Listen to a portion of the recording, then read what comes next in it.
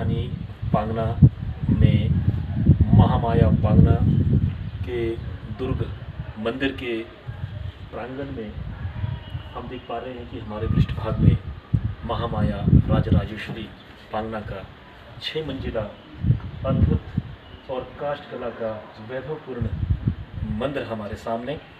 और महामाया पांगना का जो ये मंदिर है, ये संभवतः हिमाचल प्रदेश का सबसे प्राचीन काष्ठ कला का ये मंदिर है, जिस मंदिर का निर्माण मदन सेन के द्वारा 12वीं शताब्दी में किया गया।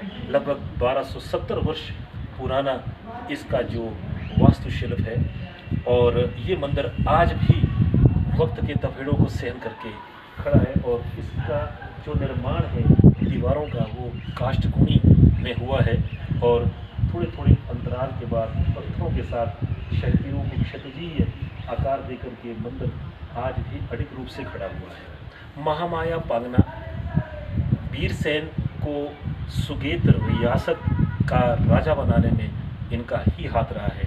माता की दैवीय कृपा से डोंगर जाति का सर्वनाश कर माता यहाँ स्थापित हुई, और माता के प्राकट्य के विषय में यहाँ से इसके उत्तरी भाग में ठारो जगह, ये जो ऊपर वाली देख रही है, ठारो टिम्बर जिसको कहते हैं, दुर्जट की भारभाषा में इसका वर्णन मिलता है। वहाँ पर वीरसेन को स्वप्न देकर के माता ने आगाह किया कि भाई आपको यहाँ पर डोंगर जाति से सारी जाति का नाश करके यहाँ पर मैंने तुम्हें राज्य प्रदान किया, तो मेरी उपेक्षा क्यों। तो राजा काफ़ी शर्मिंदा हुआ, और वीरसेन ने यहाँ पर संतान उत्पत्ति के लिए भी चंपक देवी उनकी जो पत्नी थी, वो यहाँ पर लौट करके साष्टांग होकर के वहाँ पहुँची, और माता ने उसको पुत्र रत्न की प्राप्ति दी।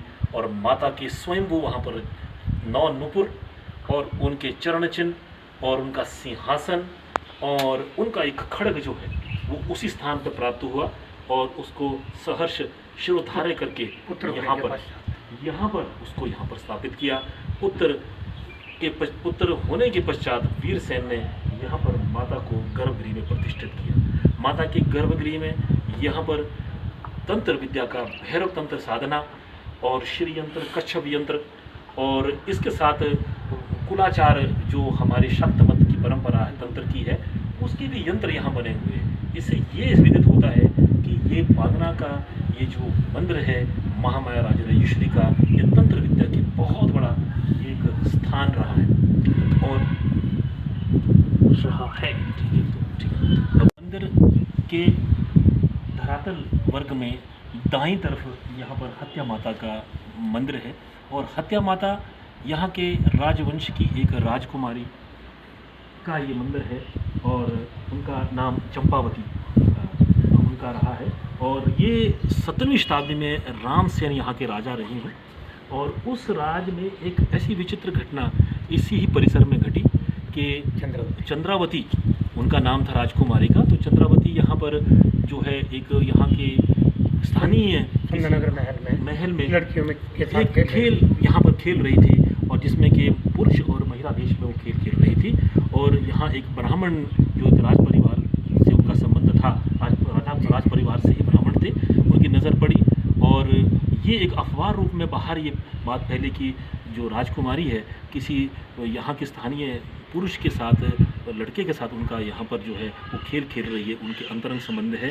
जब राजा ने लोकलाज से बचने के लिए उसको पांगना चंद्रावती का जो किस तरह का यहाँ पर किस तरह से चंद्रावती ने अपना आत्म उत्सर्ग किया और कैसे वो देवी रूप में यहाँ पर स्थापित हुई, इसके विषय में पांगना के हमारे लोक साहित्य के मर्मज्ञ डॉक्टर जगदीश शर्मा जी हमारे साथ हैं।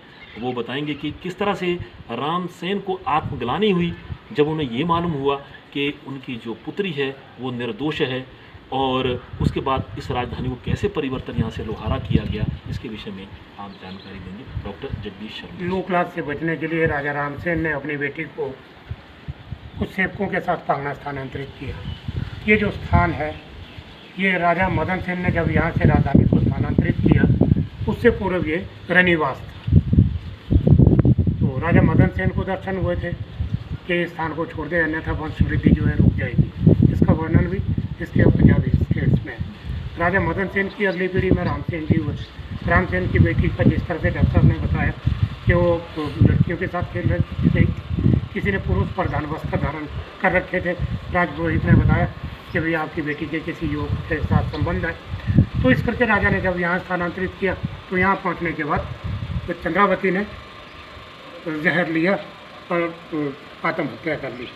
यहाँ जहर ग्रहण किया और वहाँ राजा को दर्शन दिए। तो देवी ने किस तरह से घटना घट रही है, राजा ने राजयोगी से बात की। उन्होंने बताया कि यदि ये सत्य होगा तो पांगना जाके पता चलेगा। वो लोग पांगना आ रहे थे। यहाँ जब दरवाज़ा नहीं खुला तो सुबह यहाँ से जो सेवक थे उनमें से एक सेवक सुंदरनगर की तरफ गया, क्योंकि संचार के कोई साधन नहीं थे। तो राष्ट्रमंदिरी नामक स्थान पर राजा थे और वो सेवक भी, दोनों इकट्ठे। तो सेवक ने बता दिया कि इस तरह से राजकुमारी का कमरा जो है खुल नहीं रहा है। राजा को पहले ही स्वप्न हो चुका था कि इस तरह की कोई घटना घटी है, उसकी पुष्टि हो गई।